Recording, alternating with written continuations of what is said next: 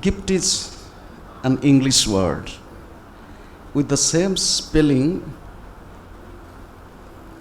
there is the word gift in German language. English word gift has no need to explain, but the German word gift is poison.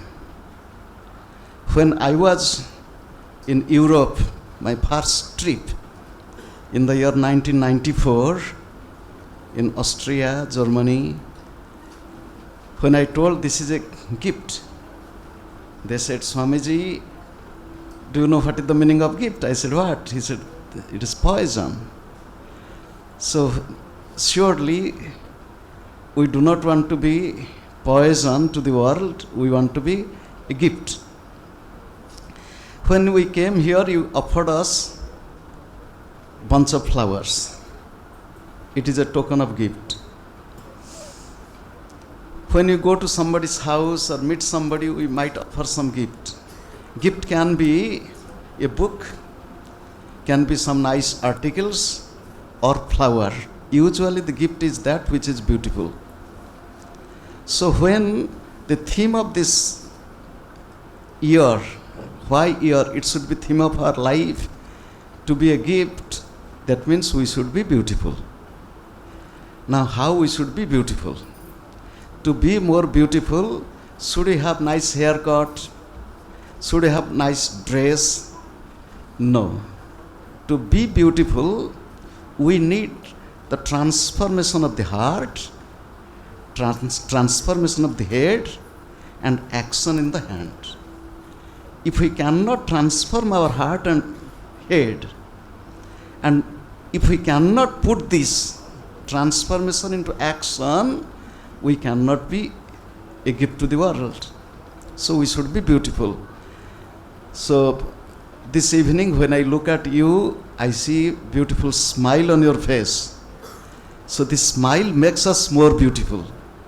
And if we can really have smile everywhere we go, in unknown place, in the airport, in aircraft, whenever I was going, I was smiling. People were thinking, why he's smiling? And because of my dress and appearance, when I was, suppose sitting in the aircraft, people might think, who is he? He looks strange. So I tell, good morning, good evening, how are you? With a smile. They think, oh, he is a man like us and understands our language, speaks our language. When we smile, do you know, the masters in our lineage, Paramahansa Yogananda said, be a smile millionaire. Nowadays, people have forgotten how to smile. Paramahansa Yogananda said, wherever you go, carry a portable heaven with you. Carry a portable heaven with you. He left his body in the year 1959. So at that time there was no laptop, portable computer. So when he said carry a portable heaven with you, what does it mean? That means wherever I will go, I will bring heavenly joy, happiness, peace, love, service, compassion with me. So wherever I will go, heaven is within me, I am in heaven, and I will bring heavenly love, joy everywhere. We are the human beings, we have the ability and talent to serve, to love. And how, as the theme of this evening, is to be a gift to the world. Sometimes I ask little children, who gave this body to you? They said, parents. I said, there are many parents who cannot have children. They thought a little. Then they said, God. Now you see, God has given this beautiful body, this beautiful life and opportunity to each one of us through the parents. Then I told you, if God gave this body and life to us, what about the parents? They paused a little. I said, the parents are like the postman. They looked at me. I said, a gift. Suppose I send a greetings cards to you, so I am putting in the post office or mailbox. So the postman is delivering you. Similarly, the postman, the parents are the postman, delivering this beautiful gift of God, this body, this mind, this life to each one of us. Now, if God has given this beautiful gift to me, what I should do with this body, this mind, this life? I will tell you a little example. When I was new in the West, sometimes people asked me, do you love your mother? Very common question, because when you are a monk, you have to renounce. I asked, do I love you all? Unanimously, everybody said yes. I said, who are you to me? If you say that I can love you, what that lady, poor woman, who delivered me after keeping me several months in her womb, did she commit any mistake? If I can love you, why can't I love her? Meaning is, I love you, I love all unconditionally. I came here not that I will be appreciated by you, not that I will hear you are reading what he is, no.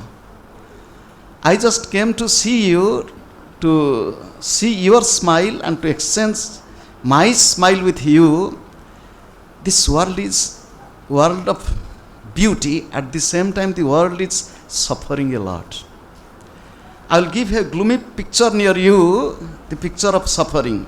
We have plenty, we have lot, while the world is suffering, which we cannot really describe.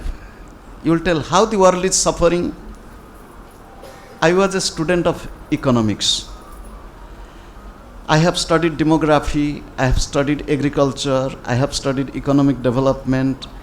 So, in the name of development, we have exploited the nature to such an extent, I feel inwardly pained to tell that we have destroyed so much of nature, animals, birds. Every day many species are disappearing from this world. Who and for whom? Who is the cause?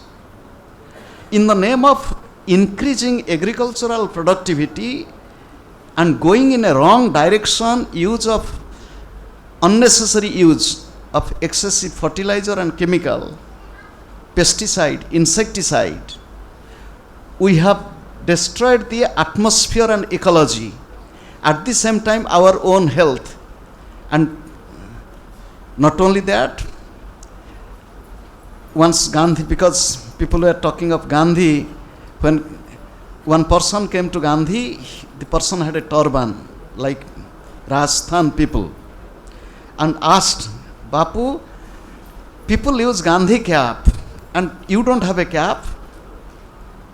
Gandhi smiled, and he said, it is because of you.